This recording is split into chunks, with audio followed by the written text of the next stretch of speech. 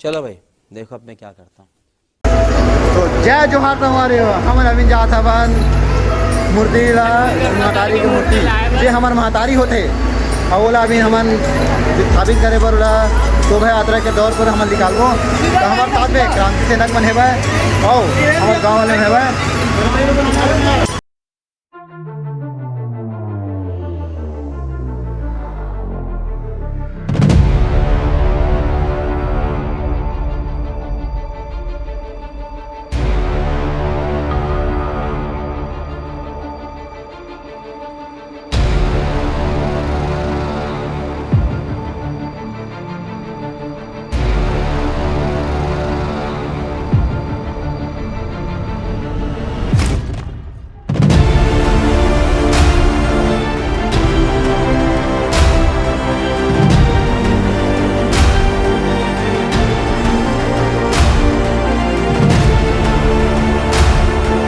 थोड़ी देर बाद पूजा अर्चना करे के बाद खेल महोत्सव चालू करना है जल्दी से।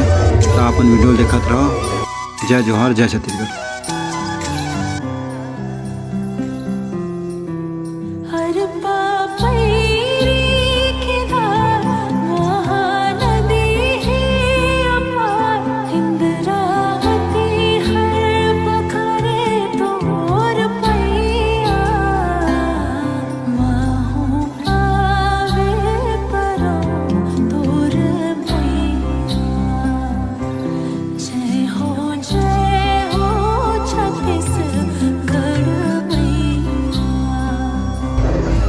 तो जब बार हरेली खेल महोत्सव अब थोड़ी देर बाद चालू करने वाला है और हमारे सदस्यगण थोड़ा पानी को वजह संचालित करते हैं और उसके बाद चालू कराही।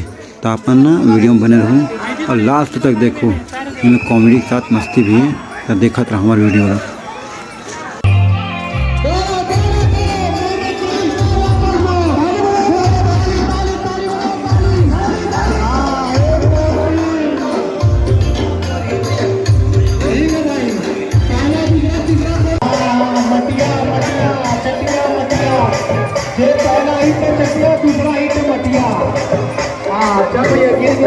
कोई दिक्कत नहीं।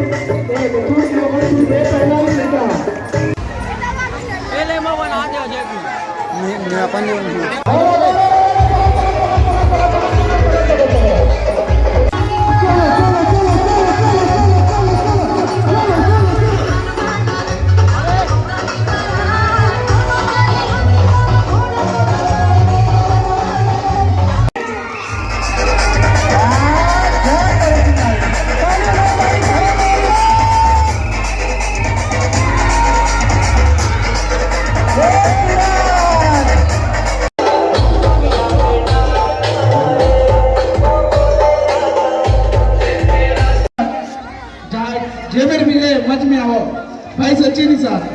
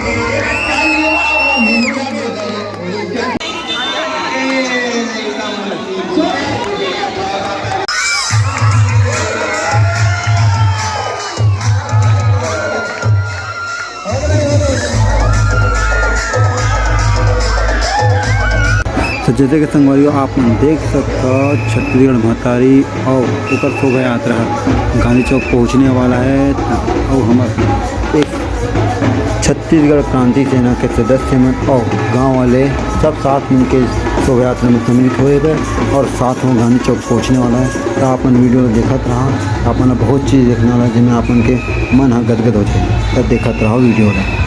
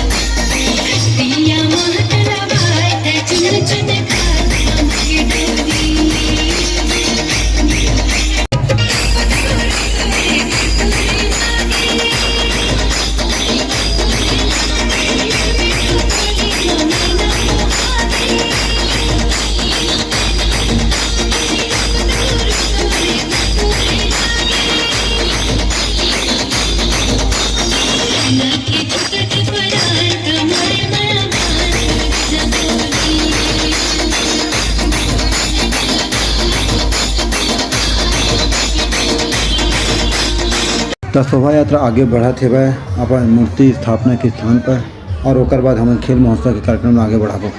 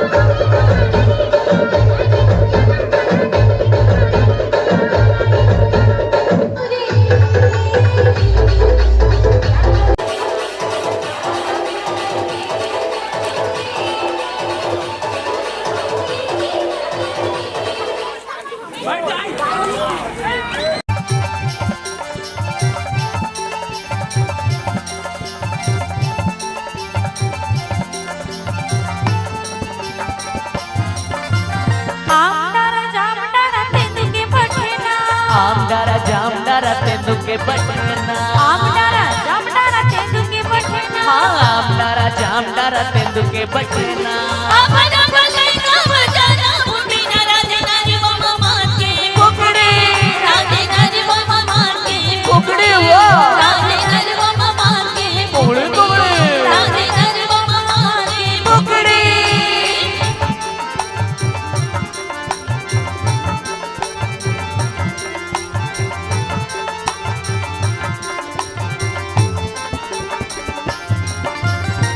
तिर माँ हमारे बीच में खजूर तिर हमारे बीच में अरे जानते ना तिर माँ हमारे बीच में खजूर तिर हमारे बीच में खजूर कड़कत है बिजली और ढहके मधुर राधे नरवा मामा के फुगड़ी राधे नरवा मामा के है फुगड़ी वाह राधे नरवा मामा के है फुगड़ी फुगड़ी राधे नरवा मामा के फुगड़ी